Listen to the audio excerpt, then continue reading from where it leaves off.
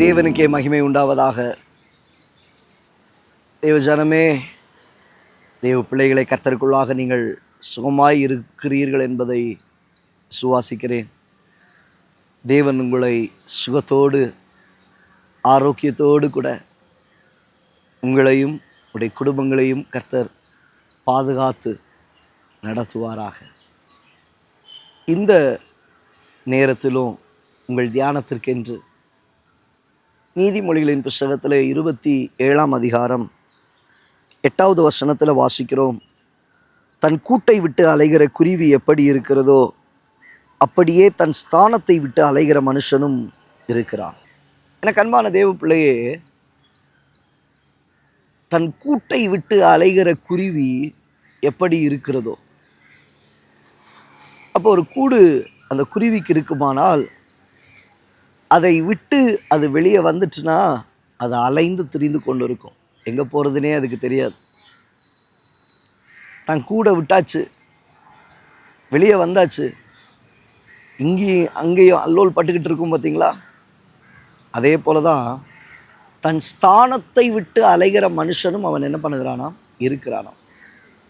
அப்போது தன் ஸ்தானத்தை விட்டு அலைகிற ஒரு மனுஷன், இன்னைக்கு அநேகருடைய வாழ்க்கையில் தன் ஸ்தானத்தை விட்டு அலைகிறவர்கள் ஏராளம் உண்டு, ஏராளம் உண்டு.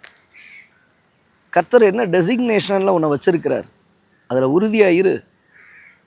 எந்த பாயிண்டில் கர்த்தர் உங்களை உட்கார வச்சிருக்கார், அந்த பாயிண்டில் கரெக்டாக இருங்க.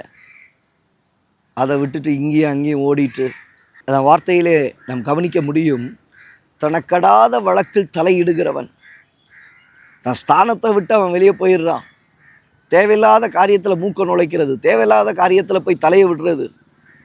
பிள்ளையே, எப்படி அந்த குருவி அலைந்து திரிந்துகிட்டு இருக்கா, அதே போல் தன் ஸ்தானத்தை விட்டு அலைகிற மனுஷன் நீ அப்படி தான் இருப்ப. எனக்கு தெரிந்த ஒரு சகோதரி, தேவன் நல்ல ஒரு ஸ்தானத்தில் ஆண்டவர் வைத்திருந்தார். அப்போது குறிப்பிட்ட காரியங்களுக்காக அவர்கள் அந்த ஸ்தானத்தை விட்டு விலகி போகக்கூடிய ஒரு சூழ்நிலை. வேற ஒரு ஜாபுக்கு போயிடலாம், வேறு ஹையர் போஸ்டிங்க்கு போயிடலாம். நல்லா சொன்னேன் சிஸ்டர், வெயிட் பண்ணுங்கள், அவசரப்படாதீங்க.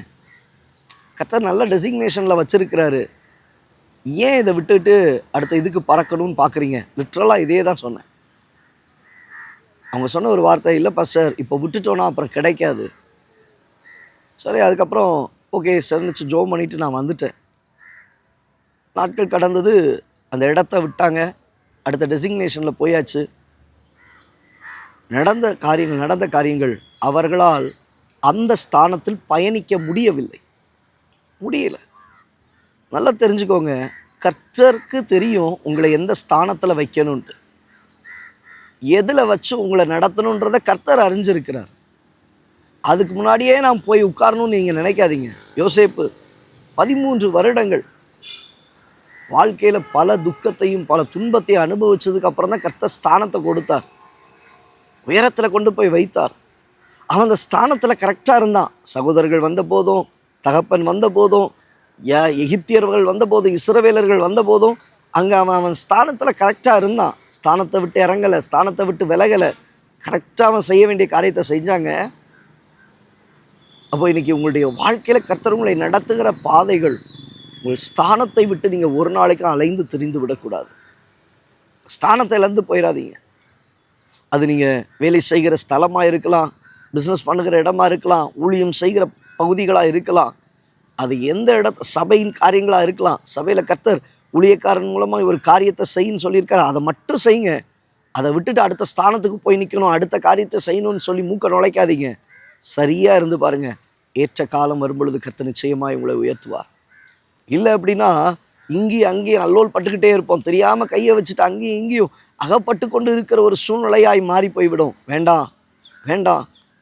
உங்களுடைய காரியங்களில், உங்களுடைய பிஸ்னஸில், உங்களுடைய வேலையின் காரியத்தில், உங்களுடைய உறவின் காரியங்களில், குடும்பத்தில் ஸ்தானத்தை இழந்து போயிடாதீங்க.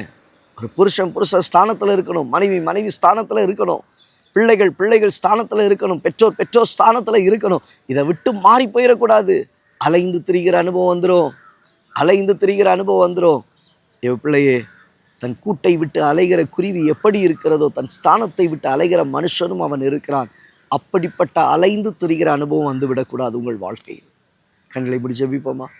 நல்ல தகப்பனே, இந்த வார்த்தைகளை கேட்ட உடைய பிள்ளைகளுடைய வாழ்க்கையில் தன் ஸ்தானத்தை விட்டு அலைகிற குருவி, அதே போல மனுஷனும் தன் ஸ்தானத்தை விட்டு அலைகிறவனாக இராதபடிக்கு அவன் ஸ்தானத்தில் கர்த்தர் எங்கே வைத்திருக்கிறீரோ அதில் கரெக்டாக இருந்து ஓடுகிறதுக்கு அவனுக்கு உதவி செய்யும்.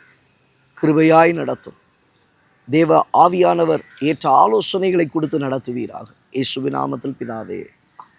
ஆம் தேவ பிள்ளையே, கர்த்தர் உங்களை வைத்திருக்கிற ஸ்தானத்தில் உறுதியாக இருங்க. அந்த ஸ்தானத்திலேருந்து செய்ய வேண்டிய காரியத்தை செய்யுங்க. ஒரு நாள் வரும் பொழுது கர்த்தர் ஏற்ற விதத்தில் உயர்த்துவார், ஏற்ற விதத்தில் ஆசீர்வாதத்தை கொடுப்பார், நன்மை காணும்படி செய்வார். அலைந்து திரிகிற அனுபவம் உங்கள் வாழ்க்கையில் வந்துடக்கூடாது.